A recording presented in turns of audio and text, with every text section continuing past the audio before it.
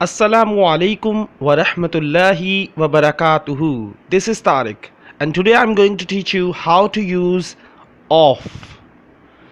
आज मैं आपको सिखाने जा रहा हूँ बहुत ही ज़बरदस्त लफ्ज़ जिसे आप अपने जुमलों में इस्तेमाल करें और इसके बहुत से तरीके हैं इस्तेमाल करने के, लेकिन हम इस्तेमाल नहीं करते। अगर आप इस्तेमाल करेंगे तो मैं यकीन दिलाता हूं कि आपकी इंग्लिश और बेहतर हो जाएगी। आप इनका इस्तेमाल करें और अपनी इंग्लिश को बेहतर से बेहतर बनाएं। सामने वाले को इम्प्रेस करने के लिए ज़रूरी है कि आपकी इंग्लिश का स्टैंडर्ड जो है वो बेहतर हो। इस लेसन में मैं आपको सिखाने वाला हूँ ऑफ, OFF ऑफ।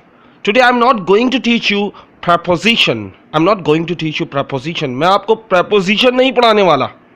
मैं आपको ऑफ को इस्तेमाल किस तरह करते हैं जुमलों में, इस चीज़ को मैं आपको सिखाने जा रहा हूँ। और साथ ही साथ इस लेसन में मैंने आपके लिए 3 ऐसे सवाल रखे हैं जिन्हें जिससे आप अपनी इंग्लिश को बेहतर बनाएंगे। और इस वीडियो में मैं आपको बताऊँगा एक ऐसा अपनी ज़िंदगी का वाक़या कि मैंने अपना नाम क्रेज़ी क्यों रखा, इस बारे में भी मैं आपको बताऊंगा इस वीडियो में। चलें शुरू करते हैं इस वीडियो। ऑफ का पहला इस्तेमाल, हम इसके 4 इस्तेमाल पढ़ेंगे और पांचवा इस्तेमाल जो होगा वो जुमले होंगे जो इससे रिलेटेड जुमले होते हैं।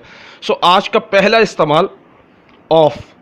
ऑफ अगर किसी नंबर के साथ आ रहा है परसेंटेज लग के, फॉर एग्जाम्पल 25% ऑफ, अगर इस तरह लिखा हुआ है 25% ऑफ, इसका मतलब होता है 25% रियायत, यानी 25% डिस्काउंट। अगर आप कहीं भी ये देखें, रमज़ान शुरू होने से 1 महीना पहले बाटा सर्विस या बाटा की शॉप पर जाए तो वहाँ पे लगा होता है 50% ऑफ, 25% ऑफ, 75% ऑफ। तो ये क्या है? अगर आप कहीं भी ये देखें कि नंबर के साथ परसेंटेज लगा हुआ और उसके साथ ऑफ लिखा हुआ है, ऑफ का मतलब OFF ऑफ, तो इसका मतलब क्या है? डिस्काउंट, उतना % डिस्काउंट दिया जा रहा है। तो जब भी आप इसका इस्तेमाल करें 25% ऑफ, 20% ऑफ, 30% ऑफ, 30% ऑफ 30% रियायत, 40% ऑफ 40% रियायत, 50% ऑफ 50% रियायत, 86% ऑफ यानी 86% रियायत या डिस्काउंट। सही है। तो इसका ये पहला इस्तेमाल है। अब दूसरे इस्तेमाल पे आते हैं। दूसरा इस्तेमाल, टू गो समवेयर, कहीं जाने के लिए आप इस्तेमाल कर सकते हैं इसका दूसरा इस्तेमाल। पहला इस्तेमाल क्या था कि किसी भी नंबर के साथ परसेंटेज लगाएं और ऑफ लगा दें तो उतना डिस्काउंट होता है। सेकंड इसका यूज़ क्या है? कहीं भी आप जाना है तो आप इज MR के साथ फ़ौरन ऑफ लगा दें। जैसे मैंने लगाया I am off to the station. I'm off to the station. It means मैं स्टेशन जा रहा हूँ।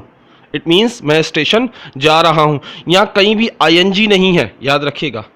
यहाँ कहीं भी ING नहीं है क्योंकि ऑफ का मतलब जा रहा हूँ। याद रखिएगा, इसके फ़ौरन बाद टू आना चाहिए क्योंकि टू आपको किसी सिमट की तरफ ले जाता है। To the store, to the school, to the office. तो I am off to the station, मैं स्टेशन जा रहा हूं। नेक्स्ट एग्जाम्पल देखें इसी की। I am off to work, मैं काम पर जा रहा हूं। अक्सर लोग कहते हैं I am off to work, मैं काम पर जा रहा हूं। मैं कहीं भी जाने के लिए आपने आई एम ऑफ के बाद टू लगाने के बाद उस जगह का नाम लिख देना जहां आप जा रहे हैं। याद रखिएगा, ये बहुत आसान है अगर आप बनाना चाहें। जैसे मैं स्टोर जा रहा हूं, I am off to the store, I am off to the store, मैं स्टोर जा रहा हूं। Second off. इस पे आने से पहले मैं आपको एक बात बता दूं, एक मज़ाहिया बात, कि मेरा नाम क्रेज़ी कैसे मैंने रखा, उसकी एक छोटी सी बात आपको बताता चलूं कि मैंने अपनी वाइफ से एक बात पूछी कि मैं शादी करना चाहता हूं, वो भी दूसरी। अगर कोई भी आपकी अपने हस्बैंड से, अगर वाइफ अपने हस्बैंड से ये पूछे कि वो अगर दूसरी शादी करना चाहते हो तो 99% लोग कहेंगे हाँ हम शादी करना चाहते हैं।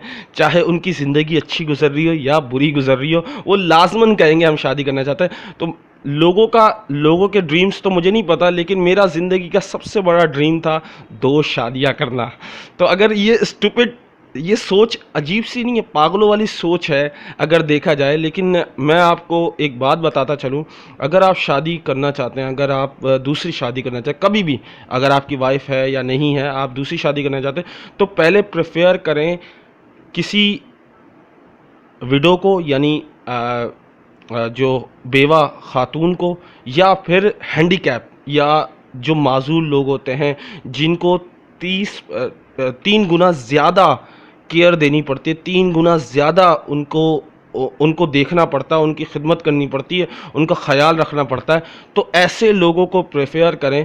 क्योंकि देखें, जो बग़ैर शादीशुदा की होती हैं तो उनके बहुत से ख्वाब भी होते हैं। तो अगर आप शादीशुदा ऑलरेडी हैं तो आप बेसिकली उनके ख्वाबों को तोड़ देते हो। तो ये मेरी अपनी ख़ुद की राय है। तो मैंने भी अपनी वाइफ से ऐसे सवाल कर लिया, बेगम मैं दूसरी शादी करना चाहता हूँ। बेगम ने बोला कर लो, मेरी तरफ से इजाज़त है। मैं इतना खुश हुआ, इतना खुश हुआ, पूछे नहीं मत। मैं तो दुआ मांगने ही वाला था, मगर खुशी की मारे, डर के मारे ये दुआ इसलिए नहीं मांग रहा था क्योंकि सिर्फ़ और सिर्फ घर चलाना ही काफ़ी नहीं होता।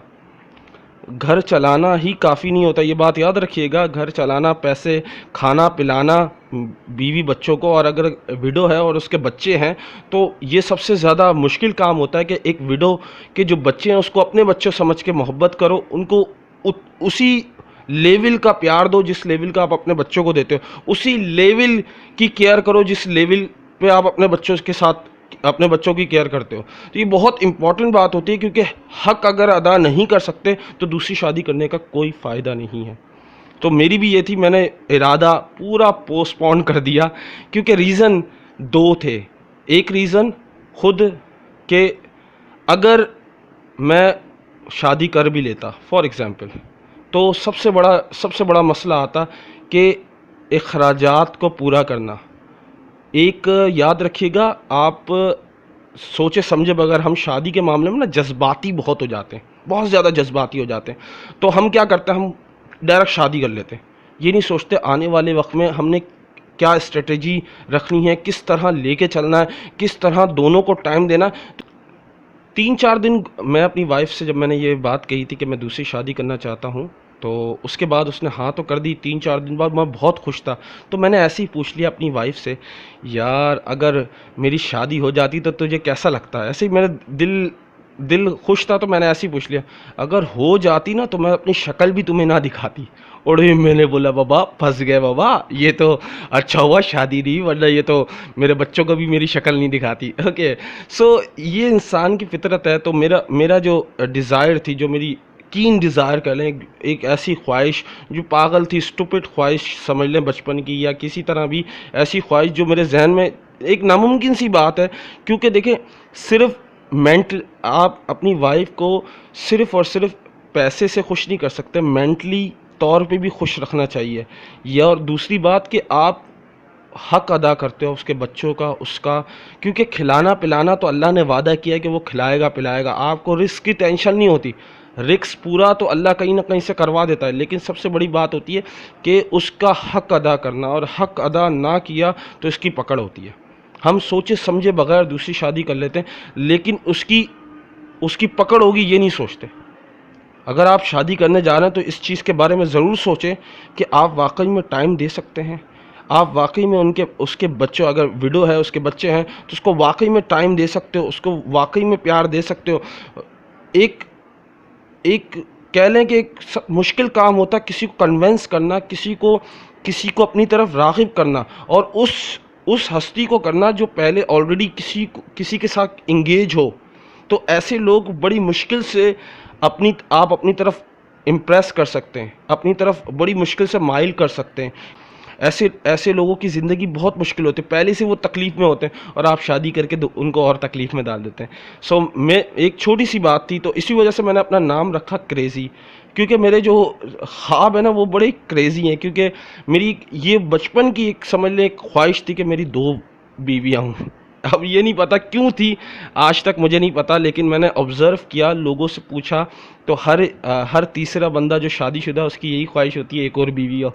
ये एक हकीकत है। चले अपने लेसन पे आते हैं, सॉरी आपका वक्त बर्बाद किया। टू हैव, चले लेसन पे आते हैं। तीसरा तरीका जिसमें हम इस्तेमाल करेंगे ऑफ़ का, वो है to have the day off. अगर आप छुट्टी लेना चाहते हैं या छुट्टी को ज़ाहिर करना चाहते हैं तो वो कैसे इंग्लिश में ज़ाहिर करेंगे, या किस तरह बोलेंगे, मेरी आज की छुट्टी है, मेरी कल की छुट्टी है, मेरा कल की मेरे दिन की छुट्टी है।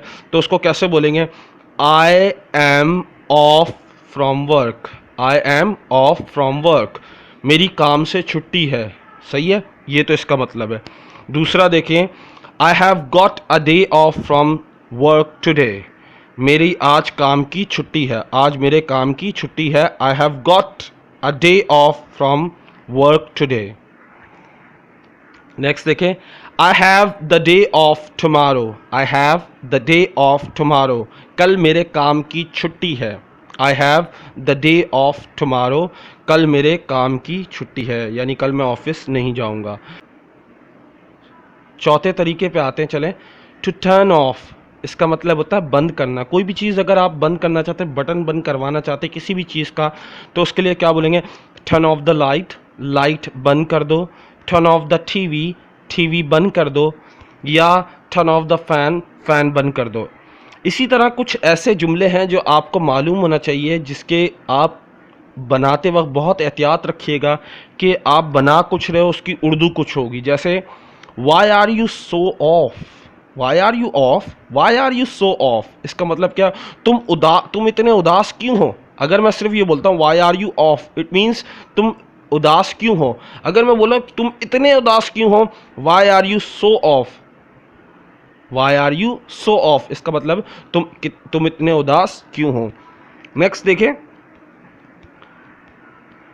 Life is off to me, life is off to me, मेरे लिए ज़िंदगी बेरंग हो गई है, मेरे लिए ज़िंदगी बेरंग हो गई है, मेरे लिए ज़िंदगी कोई मायने नहीं रखती। मैं ज़िंदगी से उकता गया हूँ। तो life is off to me, इसका मतलब मैं ज़िंदगी से उकता गया हूँ, मेरे लिए ज़िंदगी बेरंग हो गई है। नेक्स्ट देखें, hey what's off, what's off, hey what's off, इसका मतलब भाई क्या खो गया, कोई ढूंढ रहे थे, कोई बंदा कुछ ढूंढ रहा होता तो आप हे व्हाट्स ऑफ, भाई क्या ढूंढ रहे हो, क्या खो गया। अच्छा, ये मुझे बड़ा पसंद है, बी ऑफ। ये मैं अक्सर अपने बच्चों को, जब फर्स्ट या सेकंड ईयर वाले सारे नलायक बच्चे जो मेरे हैं ना, जो मैं भी नलायक वो भी नलायक, तो नलायक बच्चों को मैं जाते वक्त बोल रहा बी ऑफ, तो अक्सर उसका मतलब भी बताता था कि दफ़ा हो जाओ, पतली गली से निकल लो। तो ये लैंग्वेज बहुत अजीब सी थी, तो वो बोलते सर ऐसे नहीं बोलें, सर ऐसे अल्फाज नहीं इस्तेमाल करें, दफ़ा हो जाओ, दूर हो जाओ, इसका मतलब होता है बी ऑफ, दूर हो जाओ, गो अवे, सही है। Now it's time for question of the day. आज के सवाल बहुत ही प्यारे हैं और इनका ज़रूर जवाब दीजिएगा। जवाब दें, चाहे गलत हो सही हो। इंग्लिश बेहतर होगी लिखने से, अगर आप लिखेंगे तो और बेहतर हो जाएगी।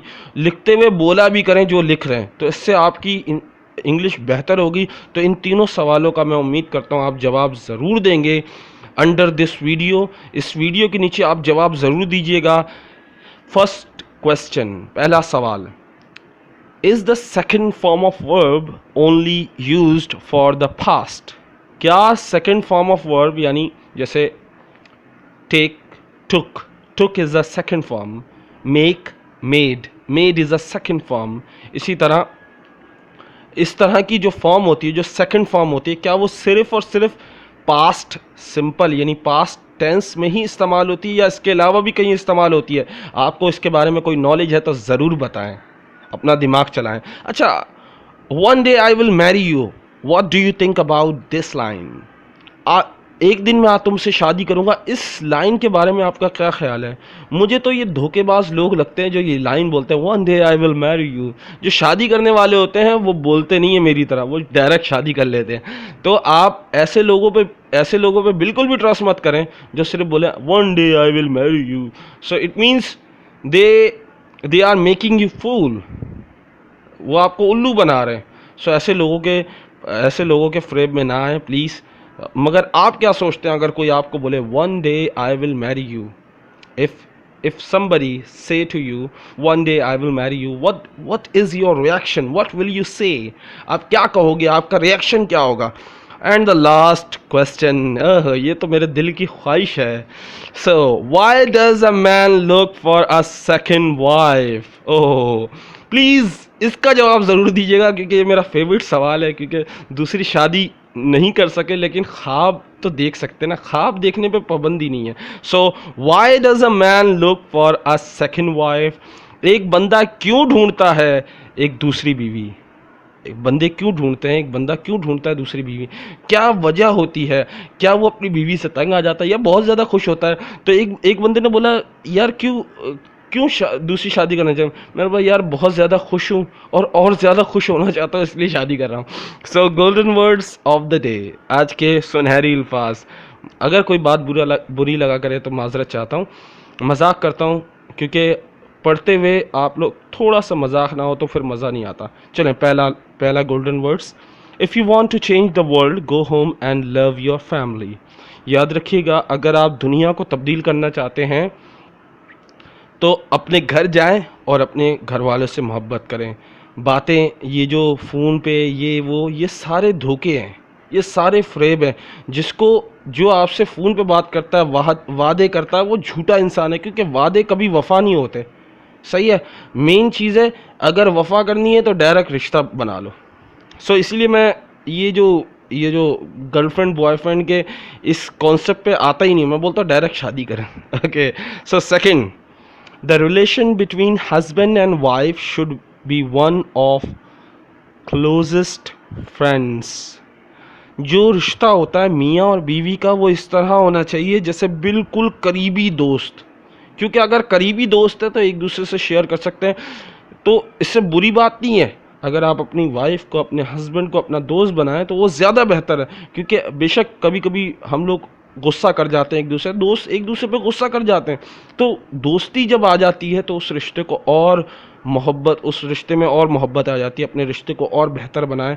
और प्लीज़ अपने हस्बैंड से ये मत पूछिएगा कि क्या उनकी ख्वाहिश है कि वो दूसरी शादी करना चाहते हैं। सो प्लीज़ ये सवाल मत पूछिएगा, क्योंकि उनका जवाब होगा हाँ, और आपको जलन के मारे, तकलीफ़ के मारे सारी रात नींद नहीं आएगी। तो अल्लाह हाफिज़, अस्सलामु अलैकुम।